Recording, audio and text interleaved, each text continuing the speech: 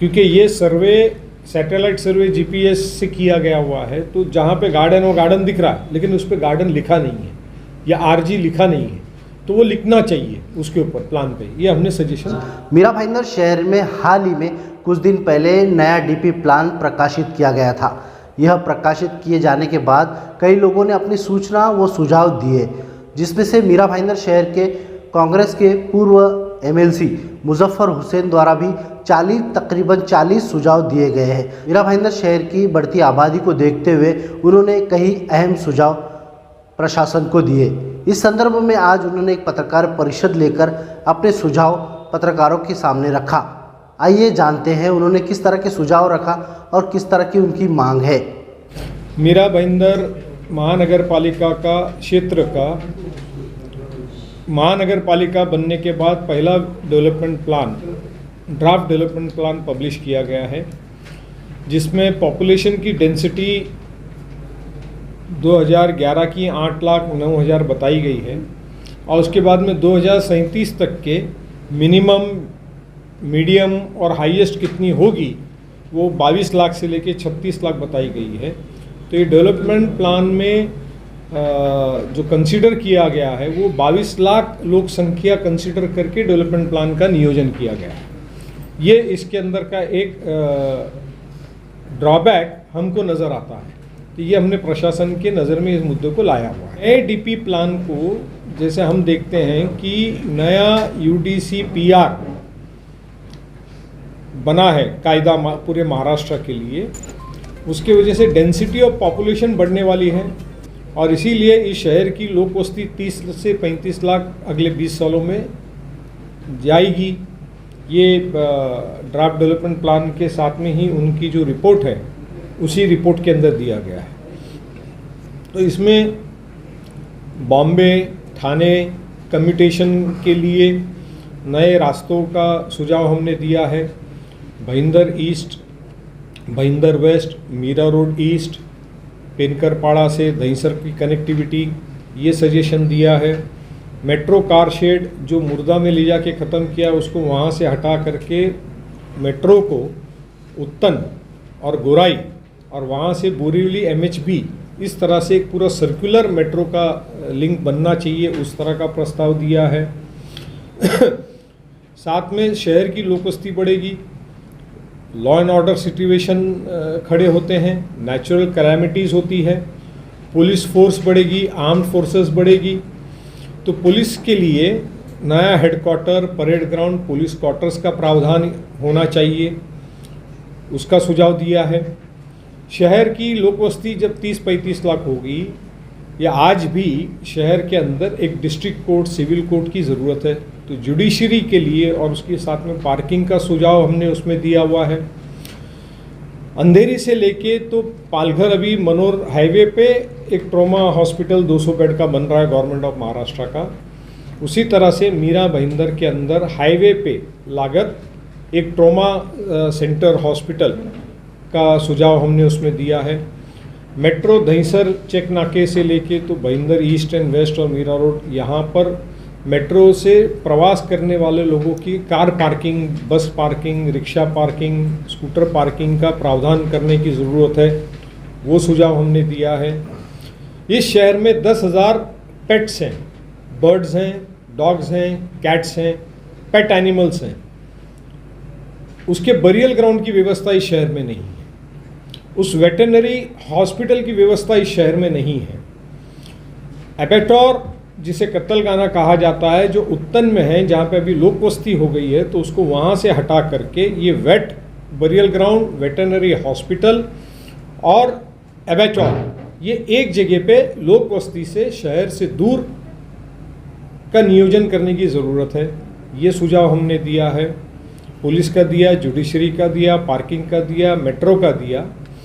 शहर के अंदर मीरा भाईंदर 12 जून 1985 में नगर परिषद से नगर पालिका बनी, अपना ग्राम पंचायत से नगर पालिका बनी, 91 में नगर परिषद बनी, 97 में डीपी प्लान प्रारूप विकास आराखड़ा पब्लिश हुआ, 2002 में उसका डीसी रूल बना, 2007 में उसका फाइनल डीसी रूल बना और अभी तो नया कॉमन यूडीसी पीआर लागू होने वाला है, जिसके वजह से रीडेवलपमेंट बिल्डिंग्स होने वाली हैं। भईंदर east, waste, Mira road, पेनकरपाड़ा, Shanti Nagar, शीतल नगर, काफ़ी जगहों पे जो ग्राम पंचायत और नगर परिषद के टाइम बिल्डिंगें बनी हैं, वहाँ पर इंटरनल रोड्स जो हैं, जो ग्राम पंचायत के टाइम पे थे या नगर परिषद के टाइम पे थे, जो लेआउट के अंदर खाली 9 मीटर के रोड थे, तो नए UDCPR के कायदे के तहत मिनिमम 12 मीटर का रास्ता चाहिए, 15 मीटर का रास्ता चाहिए, 18 मीटर, 30 मीटर, 45 मीटर चाहिए।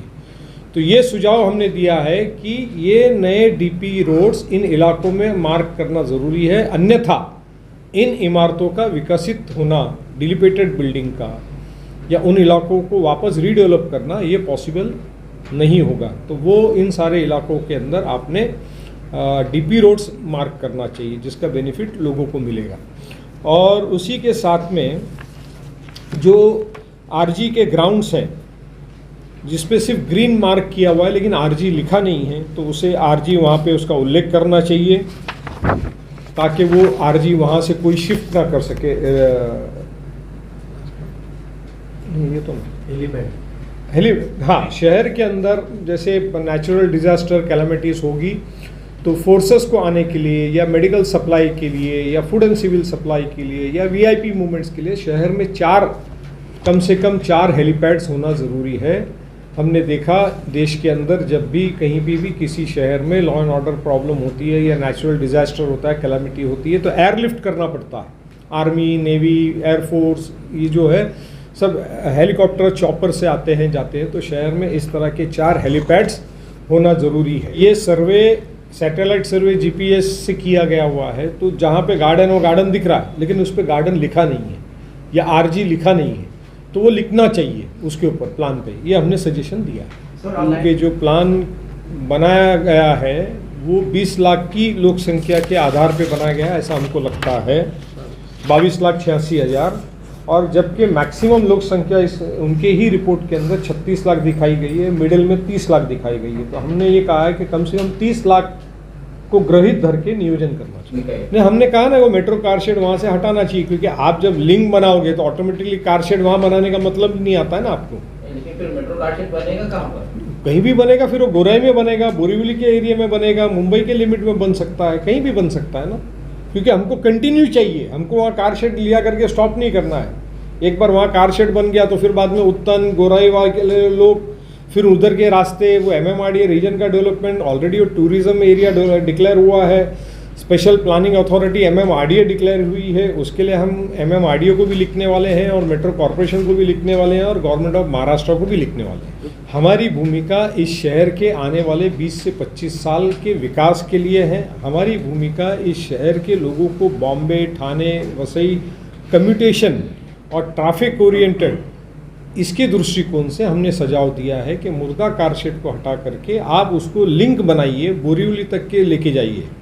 आज अभी ठाणा से मीरा भाईंदर मेट्रो आने ही वाली है, तो फिर गोराई से, मुर्दा से उत्तन, गोराई, मनोरी, ये एरिया क्यों छूट जाए? उसको एक लिंक बना सकते हैं, वहाँ MHB कॉलोनी तक के आप उसको ले जा सकते हैं। 14 नहीं, हमारी एक्चुअली 40 सूचनाएं हैं। हमने आपको प्रेस नोट बनाने के लिए बहुत शॉर्ट बना करके दिया है सर। तो हमने इनके सवाल का जवाब मैं दे दूं।